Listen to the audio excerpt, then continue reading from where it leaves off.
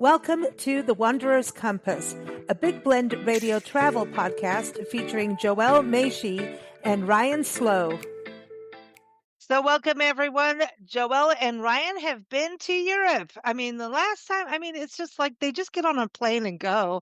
And next thing you know, they've got 5 countries in. Of course, they went to castles. But this time, it's part 2. They went with Ryan's son, or they took Ryan's son. And I love this because we get to see what travel is like through a child's eyes. Ryan, how old is your son? He's 8 years old. Ooh, so because it's interesting to think about traveling, where does it affect them? And there's specific years that really it sinks in with you. And I think those are good years, the formative years we're talking about, right? Yeah, it's funny. He's beyond his age, I think, when it comes to this. So the last year was, was like phenomenal, and this was no different. It was kind of it was like what we did last year, but on steroids, I think, because we did a lot more driving. We went around a lot more. Obviously, we did. Instead of one country, we went to 5, and he just took it all in, and did such a great job. And so we're actually planning another trip coming up here Already. with him. So that's a kind of we're like, well, taking advantage of the low crowds and everything now, and before stuff gets even more expensive. So Well, I love this. I love this. And Joelle, it's good to have you guys both on the show again. And you went to 5 countries with a kid. And this is so great. Why I love this topic is that multi-generational travel is on an all-time high, especially with grandparents and taking their grandkids, even if it's just within their city to a museum, it's part of it. And I think this is fantastic. So Joelle, have you seen that? As you guys travel, do you see that like that multi-generational travel thing happen, not just with you and Ryan taking Ryan's son around, but do you see that just in travels that, hey, kids are getting out and about a little bit more? They're calling that skip generational travel, and we Oh, are seeing a lot more of that. If you look around, you see kids who clearly, well, people do have children later in life, but you'd have to assume just based on what you're seeing that these are not people who just had these kids. These are grandparents or people in those kind of roles showing kids around.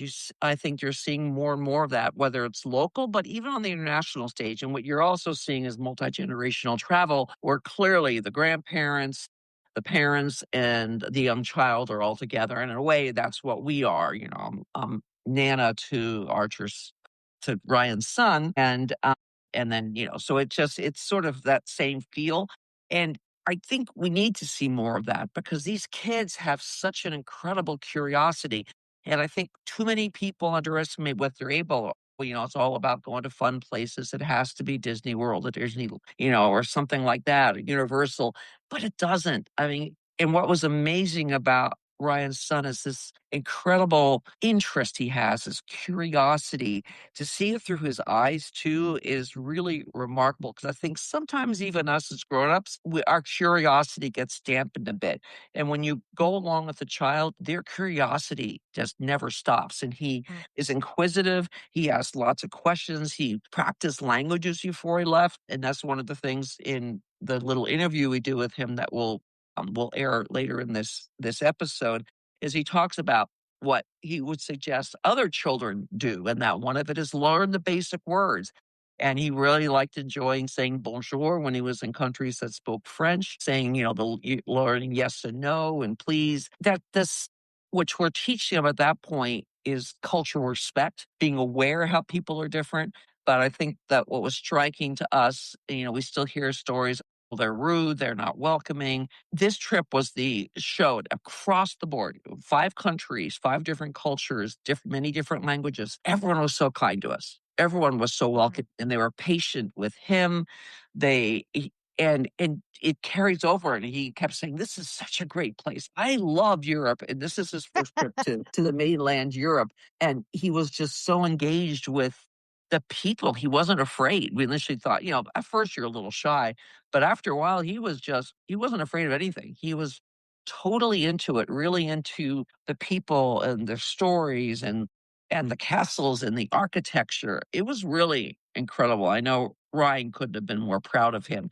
And that curiosity lasted the whole time. We had problems having to go to sleep at night because he kept talking about things he saw and what he did, and he'd be going strong. So it was really an incredible experience just on its own. And then you throw in you have a child in there who just is blossoming with all this stuff he's taking in and his little mind working constantly is pretty remarkable. Ryan, what do you think happens with our, youth's brains when this kind of thing happens? I know for me that it taught me how to navigate people, like as a kid, especially a child, a single mom with me. It taught me how to interact with others because I didn't have the brothers sisters, right? And it also taught me history. I mean, everything that I grew up traveling, not quite gypsies, but yes. How do you think it helps your son doing these? I mean, he's going to have a better appreciation for history and when he gets into high school, don't you think, from this? I hope so. Yeah. I mean, I think, yeah, because he gets to, you know, experience it and that immersive education I think is so important, and which the US needs to do more of, even if it's just doing local field trips, to, whatever, going to Philadelphia and seeing these certain little old towns and historic buildings and whatever, because you just understand it more, and you kind of, I think, pay attention more, but you remember, you're like, oh wow, just you're reading a book, you read a book, but when you're in that place and you're with, these certain people, I think it's just better all around for paying attention, for retention and everything. And I mean, he still brings up things that we did in Ireland last year, so I think it just opens their minds a lot more, and really Hmm. gets them, thinking about things. And I think with him, he's gonna do even better than he is now in school, once he's starting to apply things and he gets into these bigger subjects as he gets older, you know. Yeah, because he's learning about all parts of life because you and Joelle go off and do castle hunting, which is what you did too.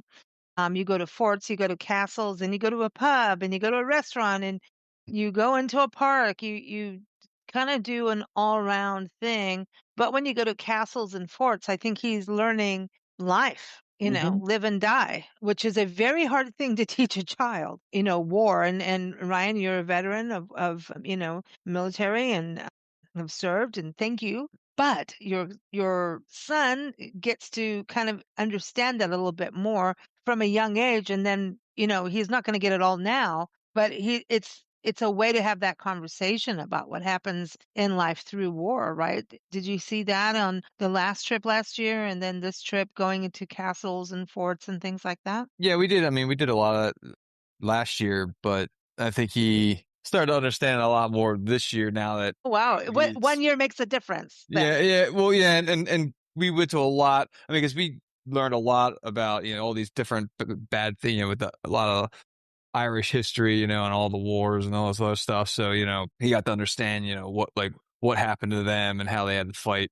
for like their independence and all this other stuff. But once we got here, he was learning it kind of more in depth in a way, because I mean, he started, he learned a little more about World War II stuff, but and then he was learning about the, French monarchy, because we went to Versailles, Oh, and he's learning about these different things, and and then he goes to these castles and sees like a guillotine or like, something oh. bad. Be like, he was like, oh, I'm like, what? He's like, what's that? I'm like, it's this. He's like, and then, but he's not weird about it. He's like, oh, he's like, that's not good. Yeah, and he really understands things, and he doesn't shy away from things when he asks about stuff, and then, I mean, I tell him, and I think he'll be appreciative of that down the road. I think even more once he gets in, like I said, once he starts getting the more advanced subjects, he's like been exposed to stuff. He's seen it,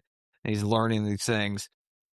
A history textbook Oh without a yeah. teacher making things come to life, it is hell. And kids don't always get these opportunities. And all I can say is, if parents can't, like what you guys are able to do, try and do it locally as much as you can. I wonder about with your son, Ryan, going off on all of these travels and going to these battlefields, and because every castle has a little bit of a battlefield history, right? And seeing guillotines and things like that. As he grows and goes into classes where here's the textbook, it's going to come alive for him from his experiences. And I think Yeah.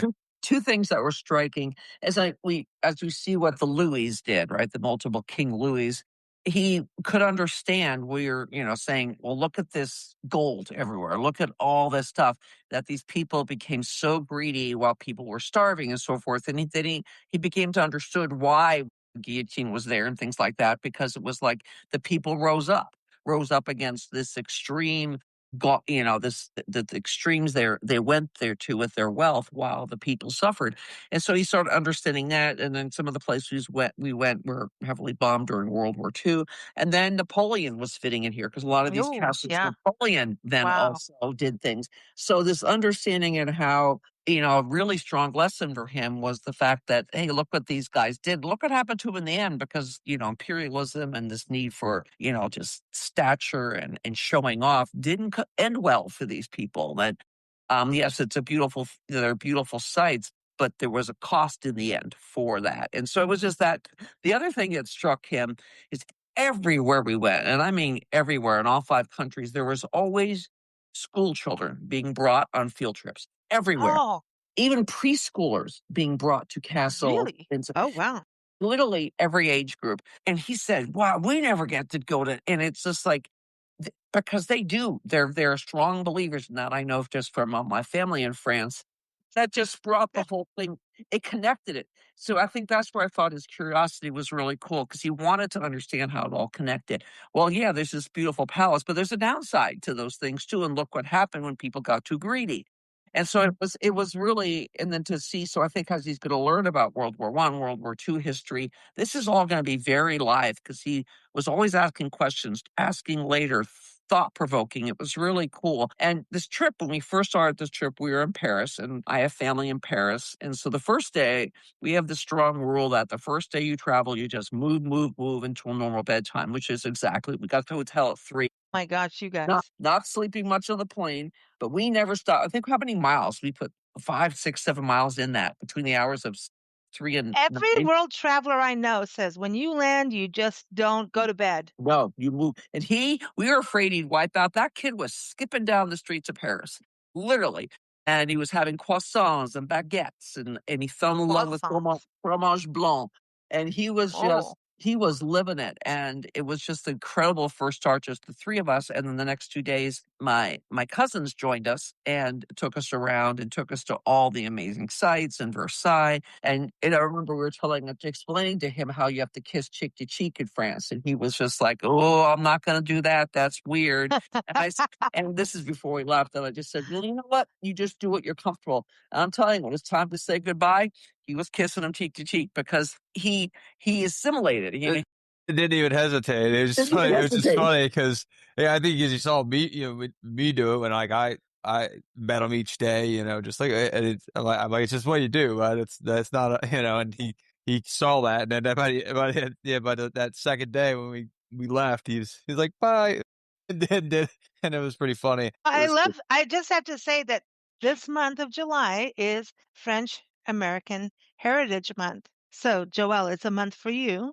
It And is. it's interesting because in Louisiana, and last time you guys were on talking about St. Martin and the Caribbean and everything, there was French. It's things going on. We were talking about also the Creole and Cajuns and the connection to these islands. And I have to say that when going back to Louisiana, they were doing that too. And I'm like, y'all are like a little friendly, in American terms, but Yeah. yeah, yeah. And I think that's so interesting because, again, that is that cultural change of how people are. And I think America's a little distant compared to Europe or actually pretty much any country in the world. America's a little different on that. I have to say. I And don't know. he picked up on that. I mean, we've always picked up on it, but he's picked up on it. And I mean, we did all the main sites. We were in Paris 2.5 days, and obviously you want more, but we really were trying to stretch this out. But we really killed it those days. And one of his favorite things was the Eiffel Tower. But one thing we want to sort of share here, which surprised us across the board, and this was the case in all countries, there are not many tourists out there like you would expect. It was very, very low amount of tourists, which doesn't speak well for the tour industry right now. And gasoline is expensive over there. I mean, I think it was Mhm. like $10, $11 for a gallon. We've never So seen. California rates. Yeah, very, very expensive. And so people aren't traveling. I mean, we did not, there are a lot less Americans than you used to seeing, but you definitely didn't even see. I mean, the Eiffel Tower on June, we walked up, two people in line in front of us, and we made it, and we got to go to the third level, which is without reservations. It's like impossible to do. And I, here I we are. Really? I think there's more people when just a few months ago in the the off season when we went to the UK. I think there was more tourists then than there was on the off season than there are now. Yeah, Definitely I mean, it yeah, you gotta. shows what's going on in the world and what it's like. It's not good for a lot of places. Well, this show, this is the thing. I always say the arts tell the truth of history, and so does travel. You see what is going on, and this isn't your first rodeo in Europe for either one of you, and so it's interesting to hear how it's changed a little bit. It's almost reminding me a bit of when we traveled in the first post-COVID days when travel started Oh, but coming but back. this is the time to do it then. Like, Yes, that's go. why we're going back. That's why we're going I back for mean, do 2 it. weeks. I mean, to me, when we were, we travel full time, and during COVID, we had all the parks to ourselves. We We had didn't have camp all the facilities and everything, but there's other facilities and ways and all that stuff. And places to ourselves. We had some places where we were like amazing. the only people there. And this is summer. I mean, it was quite shocking, but it was a great time. People were again everywhere. Paris, everybody was so kind, so welcoming, never once felt any issue about either being an American or having a child with us. Really fun. I mean, this people are still loving, and of course, we're positive. We go in there with, smiles and hellos, and people are very, welcoming when you do that. We found that the whole world. This is not Mm. unique to this trip or anything. Ryan always seems to find someone who's like got the beer, the whiskey, the rum, or something. Did you find Yes, any of yes. that, Ryan? Going like what? That's Come on, Easter Island. Let's talk about Easter Island. Let's talk about Japan.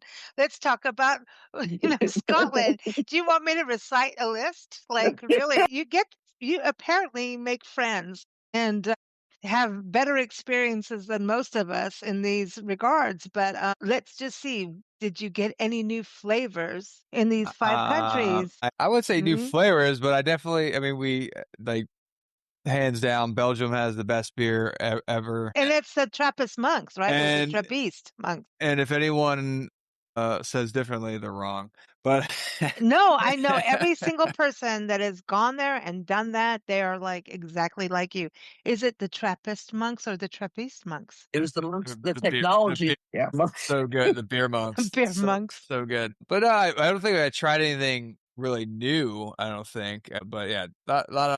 But we did get to go to actually like a few breweries, which was cool because we like never really seem to fit them in our travels often. So What? we did get to go. No, Yes, no, no. I disagree. I I mean not totally as many listen. I as I get would to like.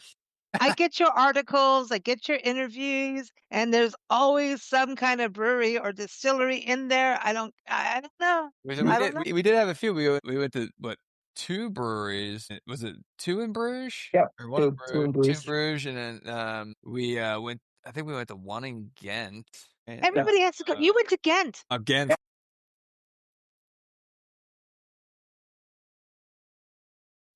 We need to have a whole conversation about Ghent. We This is so huge. And Belgium. Okay, so I need to backtrack because we jumped into the conversation and let everybody know the five countries: France, Belgium, the Netherlands. We got good friends there, Germany, Luxembourg, Ghent. I want to talk about this. They were on our podcast through the International Food Wine Travelers Writers Association that you are members of.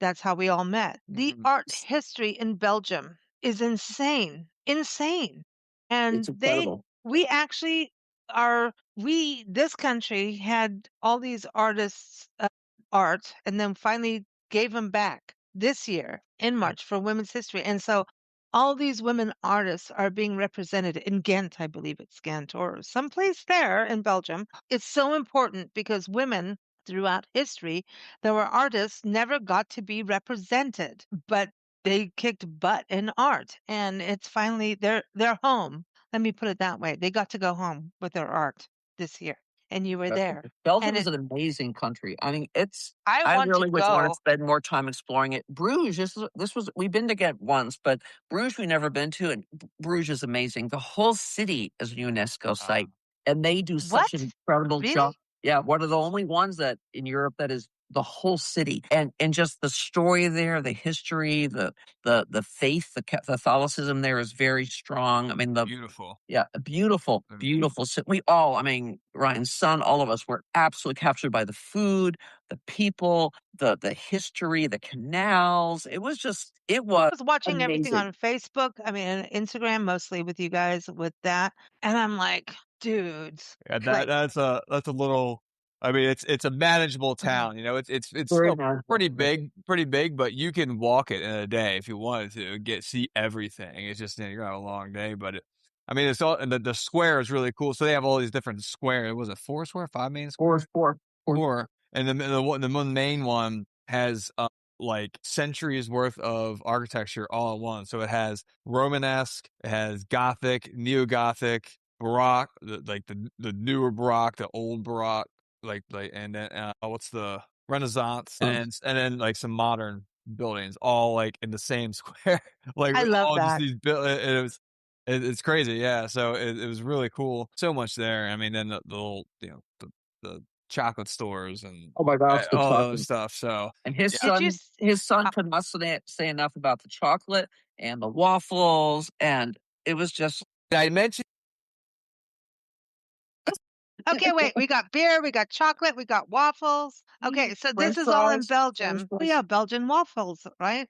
Yeah, Duh. Oh my gosh. it is a thing. So I mean, we spent 2 nights there. I wish we had 1 more night. We had 3 nights in Paris, then 2 nights in Bruges. Wish I had a week there. What are you talking Oh, about? I easily would From have a good week. from what I've been watching on your social media and stuff, I'm like, "Hello, I'd like to like maybe live there." Yeah, It's so good. and there's a very large international community because they are very welcoming as a country. And we stayed at the Hotel de Castilian, which was like a boutique hotel that was right next to the cathedral. Absolutely beautiful hotel. Actually, we even did a post just on it because we were so taken back by that setting, and it just was the perfect location to see Bruges. It's just everything came together just perfect. We had great meals. You know, they're famous for their dark beer beef stew. That was Oh. delicious. Their vol au vent, which is a pastry that was filled with like chicken in a cream sauce. Just and Ryan's Hmm. son got into it all. And they serve French fries, so many French fries, bowls of French fries. You can't eat them all. Are they the same as the States though? Like when we talk about French fries, like in England, they're different than what we have here. They're thick. Chips, They're thicker, but they're thicker, like double. so, like England. Yeah, they're Chips. thicker. Not no, they're not. I wouldn't call them chips as much, and they're definitely like crispier. They call them like double fried almost, so they're crispier. They serve them with mayonnaise, which Ryan's son of this she was like, "Huh," and then lands up. I really think I like this mayonnaise stuff. So it's just it really is different culturally than France. They also have delicious croissants and that kind of stuff. Croissant. There is a definitely a different feel, which is what made it so awesome. And then from Bruges, we went to Ghent, which we loved. Went to Gravestein Castle, which is one of our favorite castles, and he totally got into that. Ryan's son. I can't even when I look at the itinerary that what you did with a young one at 8 years old, I'm amazed. I mean, okay, so everyone Well, again, that's if France, you were Belgium, Netherlands, yep. Germany, Luxembourg. How many days again? The whole trip was it 12 nights? 12 nights. Wow. And you took a kid. Yep, and he never. Okay. What's fascinating when we were driving between he never once took a nap the whole time. Okay. How was he? Let's go to France because I Yeah. know you did 2.5 days in Paris.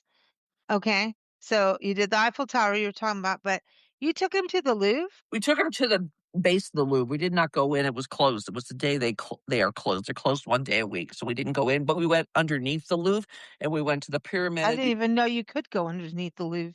you know. Yeah, there's stuff down there, and then you can see the pyramid you see above is also a pyramid below. So we took them above and below and walked around the Louvre, which in itself is a sight to behold. And along the Seine, we did the Arc de Triomphe, we did medieval streets, we walked so much. And we did Notre Dame, which meant a lot to us because we had seen it many years ago prior to the fire. And then we saw it Mm. years ago when we were there, it was covered in scaffolding and wasn't opened yet.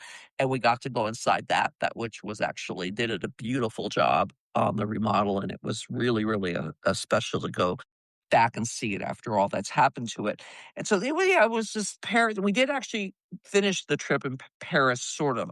We drove back from Luxembourg to Paris and we made some stops along the way and then spent the night in Paris and flew out the next afternoon.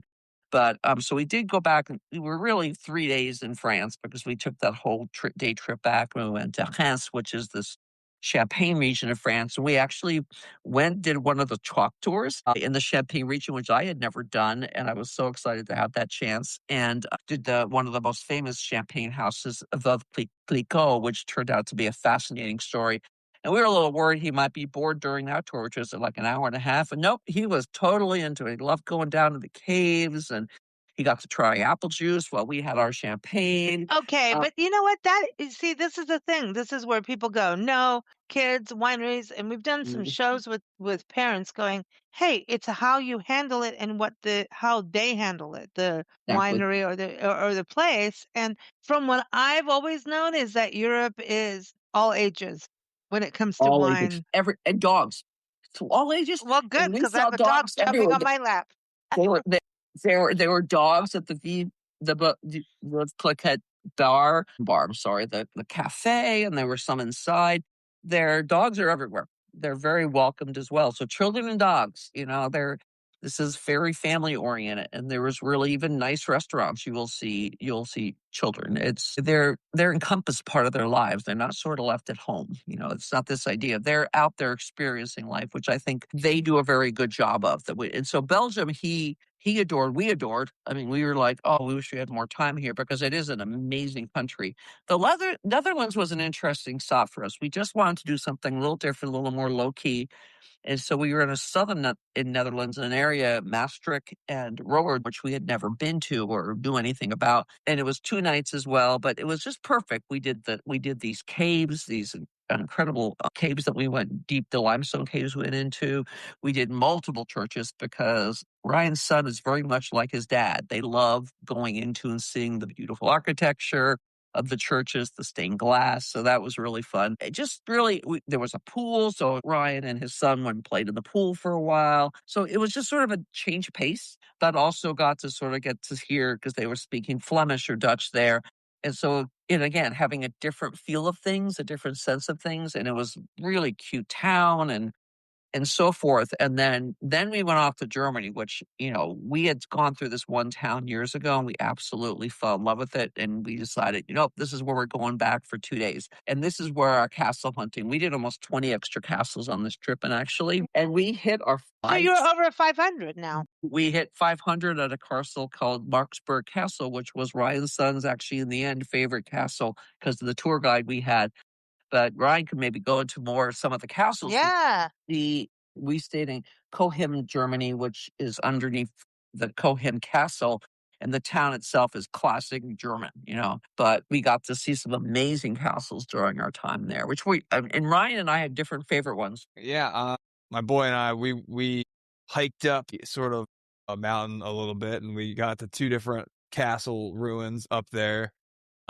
So he joined me on that little adventure. So that was something that we Mo- did. We did our first trip. Montreal. Montreal Castle, yeah, and Phillips Castle, yeah, and then we did Berg Eltz Castle, which was a big thing on our list. It's one of those iconic must see like Instagram kind of castles out there, and we didn't have time to do it our other trips, and we finally were able to do that. So that was a kind of really cool thing that we marked off our list. And then we did, like I said, we had some revisits like Versailles and it's really Versailles is amazing yeah, though, right? and then we did Combe Castle, but actually we were able to get inside. And it was beautiful, really awesome.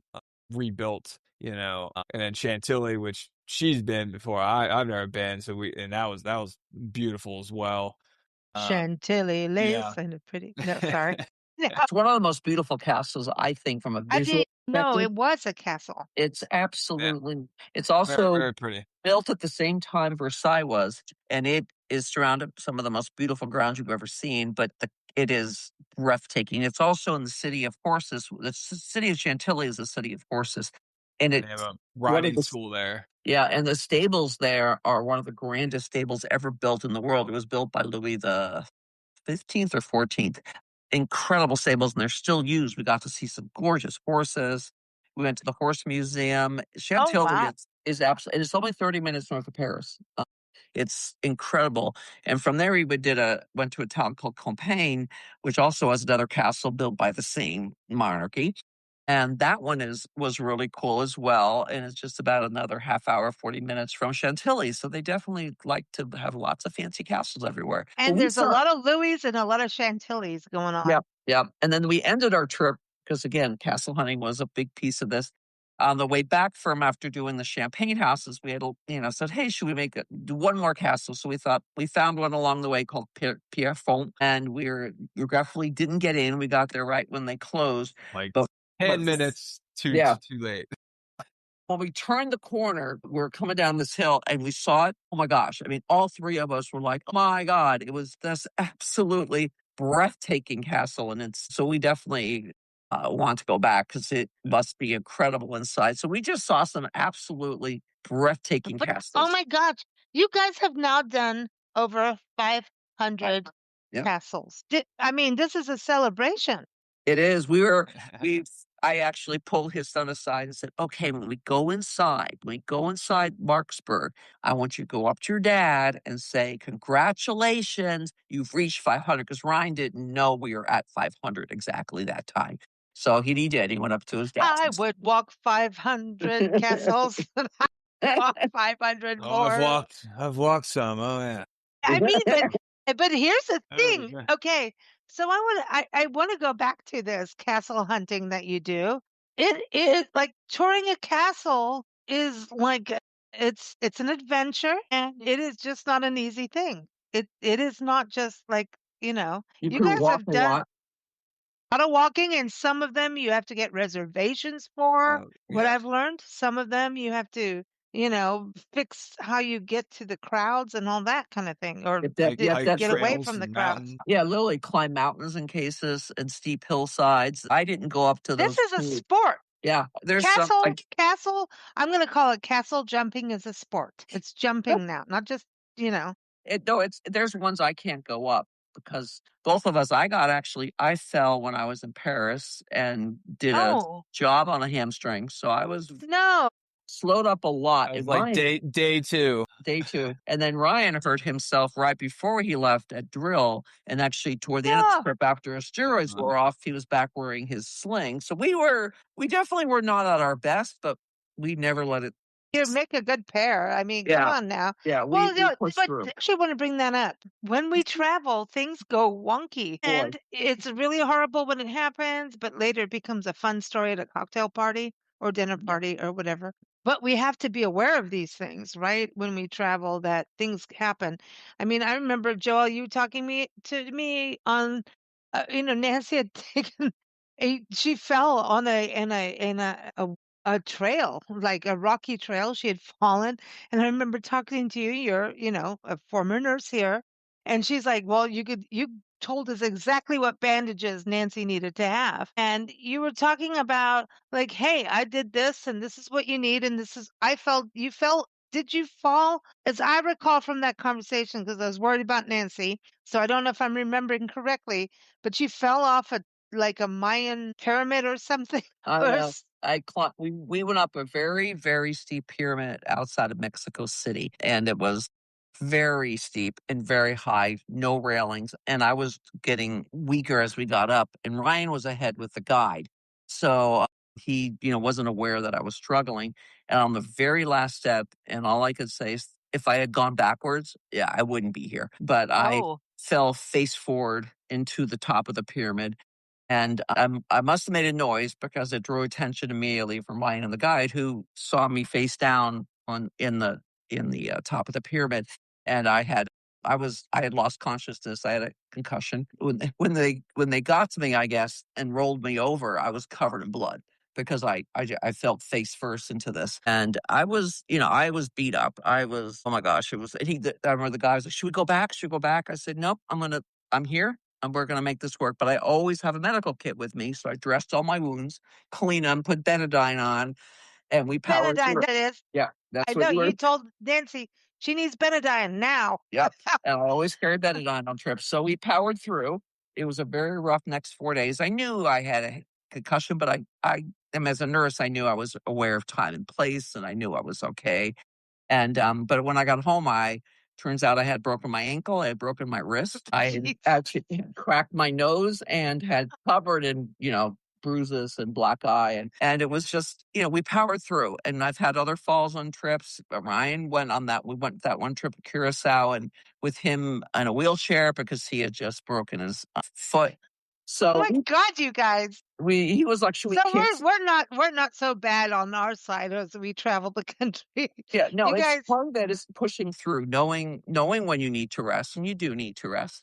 But, having that nursing background and being ready with everything you could imagine, and Ryan gets on my case because I bring too much on trips, but I had one thing I brought was I always bring knee braces and ankle braces. Well, that knee brace turned out to be what held my hamstring in place because I tore it. It held it in place and wouldn't, at least help me walk little bit better without so much pain on this trip. So I overpack, I know, but it's always because I want to be prepared. It's a matter of pushing through and not quitting.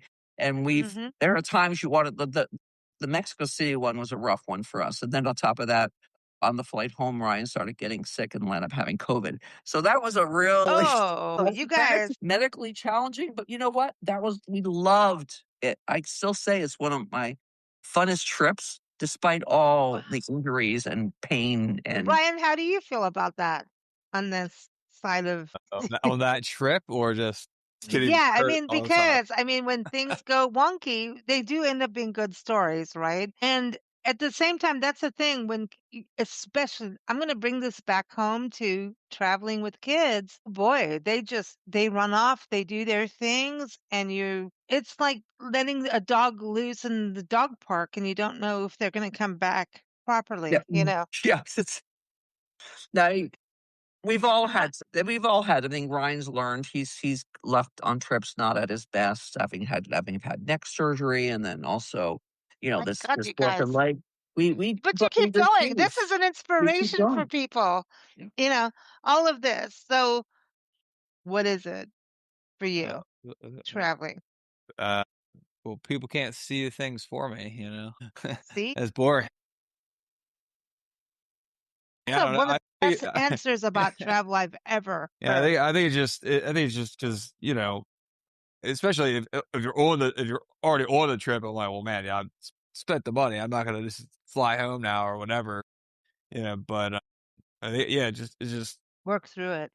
yeah, Yeah. we just gotta work through it. Get a good, good attitude and just prepare. We've had spots where even this trip where we were starting to get worn down. Where she had to go a lot slower because of her hurt leg, and then but my feet would start to kill me, and so we'll take our spots and be like, yeah, let's find a nice little cafe, get a drink, or Yes. By or the way, I'm taking you some know. photos over here on this trail because this plant is particularly interesting. Exactly. And when you're dealing with multiple generations, we're dealing with different energies and pains or no pains. And how do we balance it all out together? So, Joel, I'm going to go to you on this because you are a mom, you're a nurse, you've hurt yourself, obviously. You know what people go through in like real pain. And now you're seeing Ryan traveling with his son. I mean, which is, I think, one of the most beautiful things you can do in life is travel with your kid. I mean, I know it from being the kid with the mom and being the single mom in places we weren't supposed to be. But man, we have good stories, y'all. Yeah. You know, that's why we talk so much because it's like God, we've done so much And together.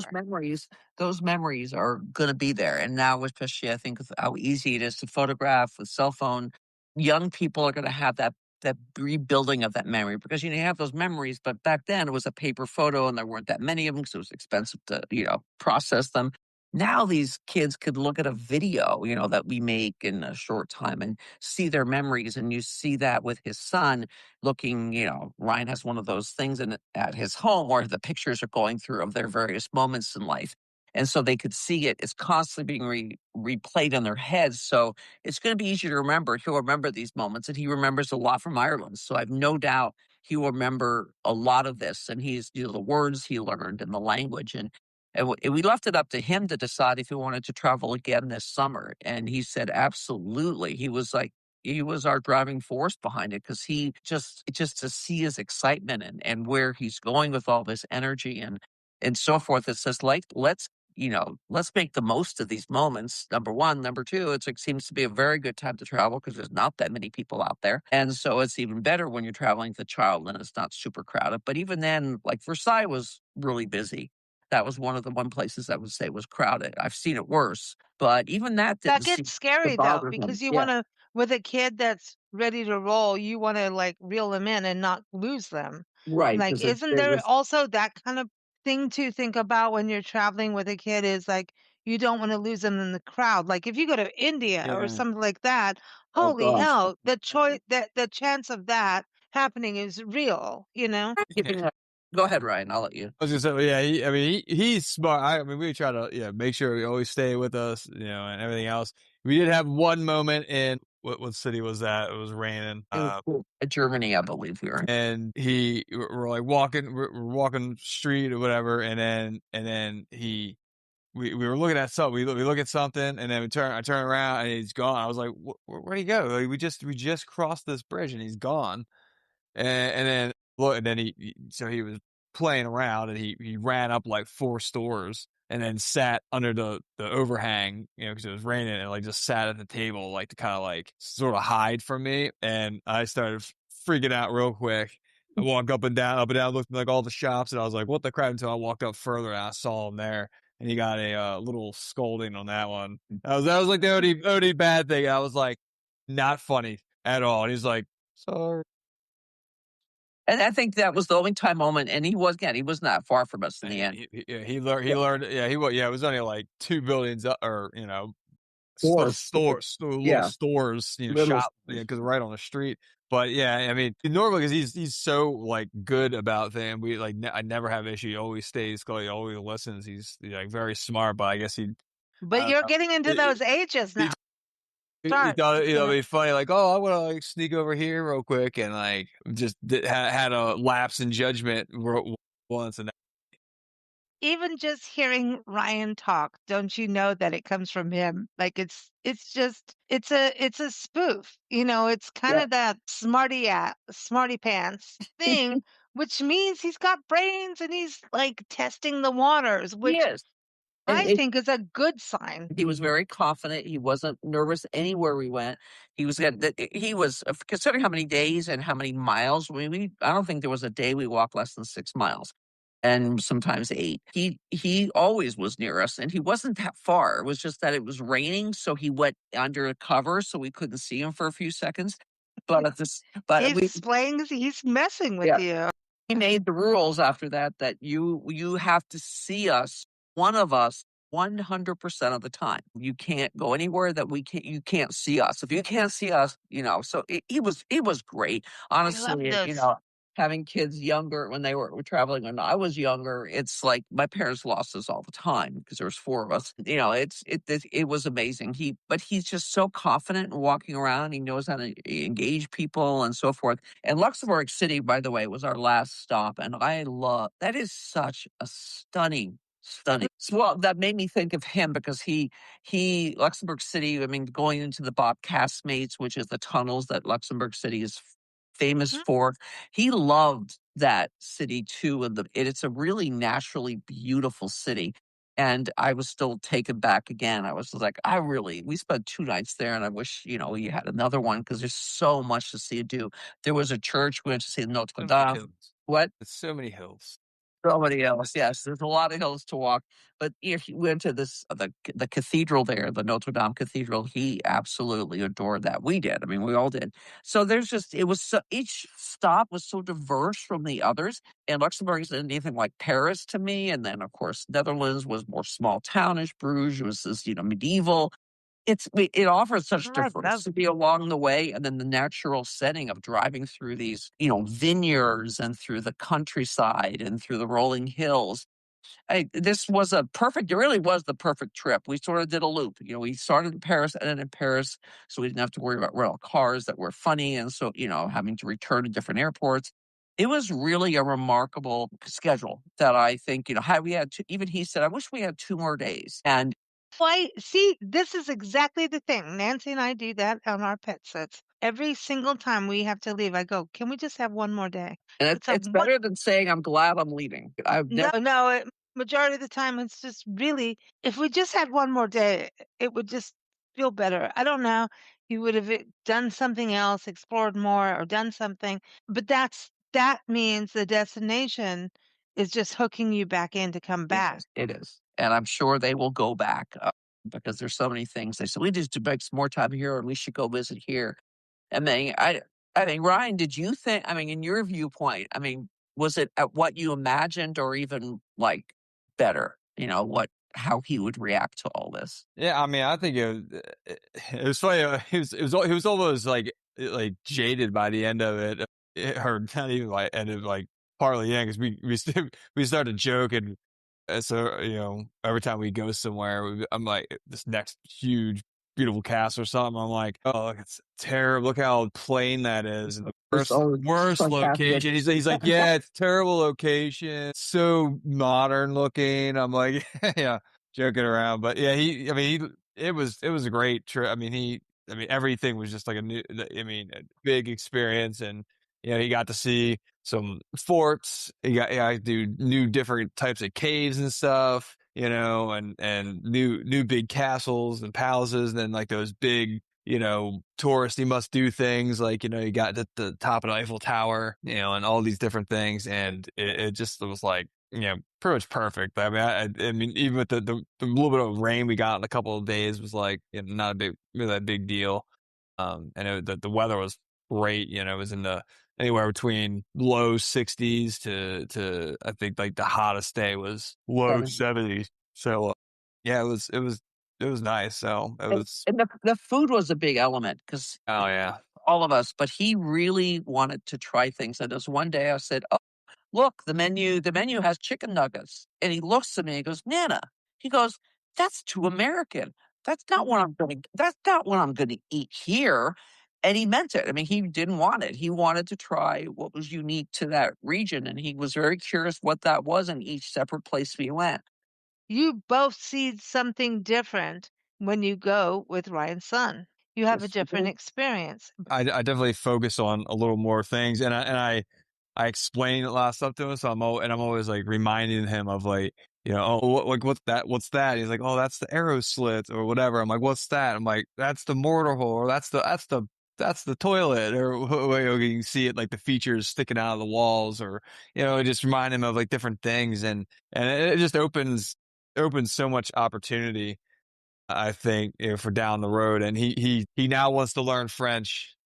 Yes. Um, so because I was like, oh, we should really try that because we have Duolingo on his little tablet, Oh, and Duolingo, we everybody does. never Oh my we gosh. never use it. We Yeah. never used Oh, it, and because I've never. it's a It was game. just it was just Fun. it was just there, and he was like, "What's Duolingo?" And I told him what it was, and he was like, "Oh, that's like maybe we should do that." And I'm like, "Maybe, but I don't know." And then by the end of the trip, he's like, "Yeah, I want to learn French." I was like, "You sure?" He's like, "But you got to do it with me." I'm like, "Okay, bud." I was like, "Guess we're going." So when I get him back here in about a week, I'm going to download the thing, and we're gonna start working on it.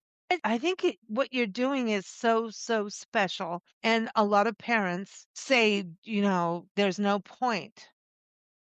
And I disagree. They're missing out. They're missing out. Yeah. The earlier the better because these kids are coming out with a phone in their hands, literally. Yeah. We I, are in a different generation than when we were all born, and that includes Ryan.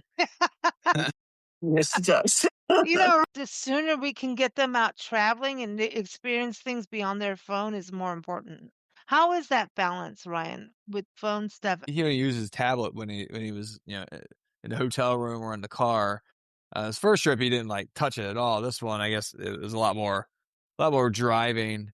So he used that a little bit a little bit more. But as soon as we get out of the car, we're like, all right, let's go, and he puts it down and he just runs around and learns. So a And healthy balance, I yeah. don't like it's basically like I'm like no need to take it with it. We're like what he only asked like once or twice. I'm like, no, we're not taking it in there. And then he realized he's like, yeah, what like we're not there to you could use a tablet anywhere or anytime, but you're here now. So but he just stopped and he stops using it and he focuses Hmm. on what we're doing. And next thing you know, he's running around the city or wherever. And Ooh. so keeping that kind of thing. I got if if it wasn't such long drives, I'd just not even bring the tab over. But now he wants to learn a language, so I'm like, well, now it's gonna be good.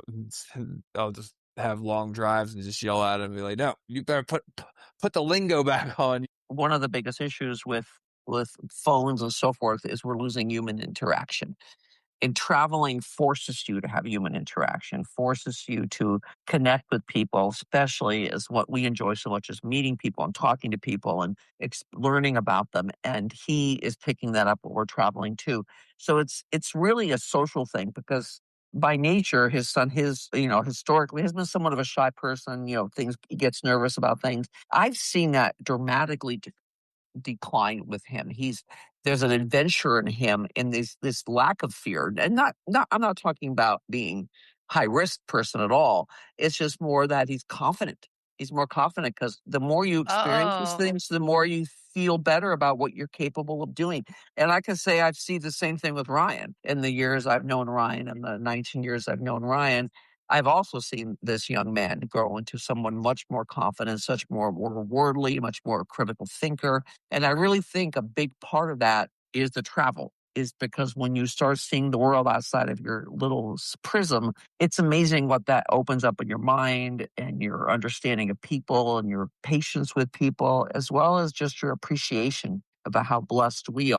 But also that there's an amazing world out there and such amazing people for us to meet and get to know. And in the process, we learn about ourselves. and this is why we started our new podcast, everyone, which has already aired, but because it's going to air every first Monday, and it has already aired of the first one, and it is about global voices, and it's a really important conversation that we have with different people around the world about how we make a better planet, quite frankly. Right? Yes. Joelle, you are the UN lady here in our group. Yes, I've been a UN representative since January, and so it's definitely been more focused on the water and sanitation level of the United Nations and the programs I'm directly tied to. And you think, well, how does it do with travel? Water is the core of everything. Without water, we don't exist, not as humans, not as a planet or anything. Water And is life.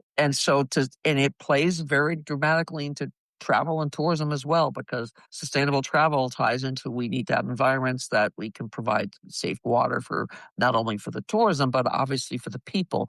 So the more I'm, into the UN, the more I'm learning. Actually, I go there next month, so I'm excited to spend a couple of days at the UN and even get more into this. But we have a lot of work to do, and we're big. We loved UNESCO sites. We did actually quite a few Mm. UNESCO sites on this trip, and obviously that's part of the United Nations as well. So travel does play into it because we're one big world, and we are exploring this world as travel writers. But we're also now exposing Ryan's son to this, and hopefully a lot of other people, and inspiring them to this is a good time to travel. We can tell you it wasn't what we actually asked him, his son, on one of the last days. So was there any part that you felt people were like rude? Because some of these countries have reputations, and he goes, not one time. And that says something, because I don't know if I can have interactions in this country sometimes that you don't run into people who are not polite or rude or a bit, whatever. We didn't come across any of that. And sometimes the children, people get impatient. And that did happen. It really Mm. didn't. So I cannot encourage people enough that travel, see the world. It will definitely open up not only your own mind, but your child's mind and people around you. And definitely that curiosity. You cannot underestimate the power of curiosity. It's everything. That's our slogan for our newsletter is feed your curiosity.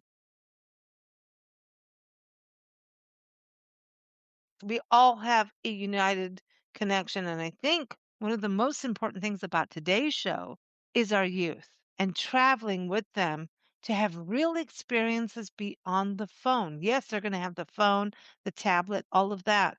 But traveling with our youth is the best education you can ever give them. And it's time with them to understand how they're interpreting what they're experiencing. You start to have a conversation beyond the schoolyard, beyond the table in the house. You know, the kitchen table is a great place. That's cool. But it gets beyond what is the regular to get to know each other 100%. Thank you both so much. And thank you, especially Ryan, for sharing your son's story. Thank Thanks, you. Lee. I can't wait to hear the finished version of his little interview. That's coming up next, everybody. Take a listen. And of course, go to wondrouscompass.com and also bigblendmediahouse.com.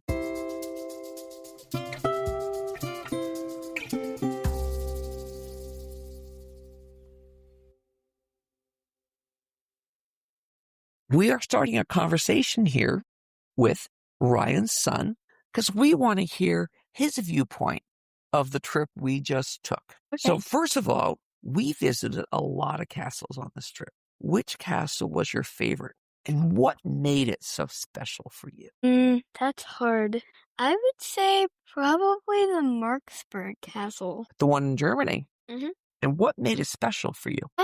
I really thought the uneven ground at some parts. I thought that was really cool. That was fascinating. And it was tough to walk on in some spots, Yeah. wasn't it? I almost tripped at one point. What else did you enjoy the most about that castle? Probably I'd say the antique shop. That was really cool.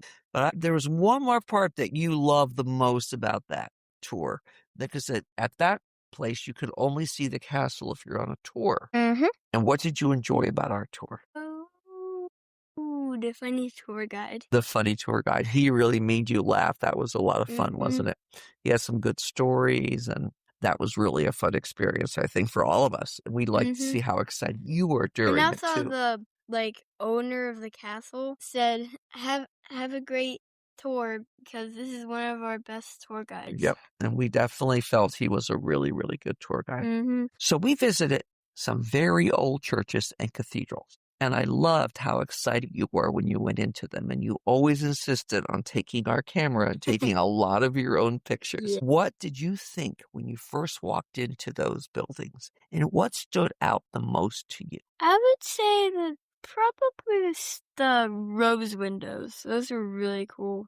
We saw rose windows in every country we visited. So you learned some new words in French, Dutch, and German, and you even listened to some Luxembourgish. So you learned it before the trip and you learned some during the trip. Do you think learning a few local words helped you connect with the people you met on this trip? Absolutely. In what way do you think it made people more appreciative of your effort or more welcoming to you because you took the time to learn about their culture and their language? Both. Mhm. Okay, good. So would you suggest both kids and adults before they visit another country that would be a good thing to do? Yeah. Absolutely. Okay, that's great because I think so too. It's so simple. You don't have to know a lot of words. Now tell us which words you would suggest they would learn. Yes, no, please, thank you, and some sort of greeting. So in French, what would that greeting be? Bonjour. Very good. There we go. What would you tell other kids who might be nervous about traveling to another country the first time? I would say that the people in other countries are most of the time very nice. And kind. They're very welcoming to all of us. Lots of smiles, no matter where we were, whether we were in a small town in the middle of nowhere or crazy Paris. Do you think you learn more about history by standing inside these castles and churches and old cities than just reading about them? Yeah, because I don't really read very much. You're a little young still. What was your biggest surprise in the trip? Was it a castle or church or the food, the people, or is it something else? Well, we went to this chocolate shop in Bruges, and we got a little thing of, well, not little, a pretty big thing of chocolate pieces. I'd say they're like half an inch. Mm-hmm. And at that store, there was this free little plate of these chocolate truffle things. Oh my God, they were so good. They were so good. I think you might have had more than one, didn't you? I did. Because those were delicious. And why did Bruges have so much chocolate? What is Belgium known for? Their chocolate. Their chocolate. And we had a lot of chocolate. They're also known for, what was that potato thing we had a lot of? What did they serve us with every meal in Bruges? And in Netherlands, too. Lots of French fries. Yeah. And what did they serve with those French fries that was different when we were in Bruges? Mayonnaise. That seemed weird at first, didn't it? But it was really yummy, wasn't it? Yeah. There I've actually done that once before I went to those countries. That long ago, I didn't really like it, but now I think now you think it's pretty good. And they do give us a lot of French fries, don't they? I mean, a lot. And we were at this bar, and they give us a bowl of French fries it's probably a foot wide. Yeah. It was massive. We were like, it was huge. there's no way we're going to eat these fries, and we didn't. So tell me, what other some of your favorite foods on the trip? What are the things that are the most memorable? I might even have to remind you. We'll see if you remember the ones I remember. Croissants. Of course, croissants. What else? Did you enjoy the French bread? Maybe. I don't know. Someone ate quite a bit of that too. But what was your there was a treat we would get you, a cold treat that you absolutely went nuts over. What was it? One word, two syllables. Cassis. He loved the cassis sorbet, and that was something that Nana loved when she was young, when she used to go to France. And it's something that's very hard to find in the United States. And anytime you had a chance to get it, that's what you requested. It was delicious. But we tried so many foods. And I think what was so cool about what I was so proud of is that you always asked to try something new. Even if it was something weird or different, you're like, I want to try that. And even one meal I said, oh, they have chicken nuggets. He goes, I don't want to get that. That's kind of stuff I can have in America. Why would I want to eat that here? Yeah, I said that's too American. Exactly. And so you wanted that, you had that adventure. You were willing to try new things, which I think is so awesome. So I have one more question. If you could take a friend to just one place on this whole trip, and remember, we went to France, we went to Belgium, we went to Netherlands, we went to Germany, and we went to Luxembourg. So you've been to a lot of places, from big cities to small towns. What would be the one place you wish you could take a friend to if you only had one to choose? Paris. Oh, Paris. And what did you like about Paris? I think it's pretty obvious. It's pretty obvious. Would it be this giant tower? Maybe. I don't know. Maybe. We actually lucked out because when we first got to the Eiffel Tower, they said you can't go past the second level. And you were pretty disappointed in that. But just as I walked up to buy the tickets, they said, you can now go to the third level. And we're like, my gosh, that was so awesome going up in that elevator and the views, and it was a nice day, and we took boat rides on the Seine and so forth. But there wasn't a place that we went that you didn't enjoy. Loved the small town of Kokum in Germany, and Luxembourg City was fascinating. So the key was just, it was a big grand adventure, wasn't it? And we're already talking about maybe doing another one this summer because this one was almost perfect. Thank you very much. I appreciate your time. I think everybody should get at least one chance to go to a place that they've never been to before. That's an excellent closing to our conversation. Thank you. Thanks for joining us here on Big Blend Radio's Wanderer's Compass Travel Podcast. New episodes air every second Monday at 4 p.m. Pacific Time, 7 p.m. Eastern Time. You can follow the show at bigblendradio.com and keep up with Joelle and Ryan's adventures at wandererscompass.com.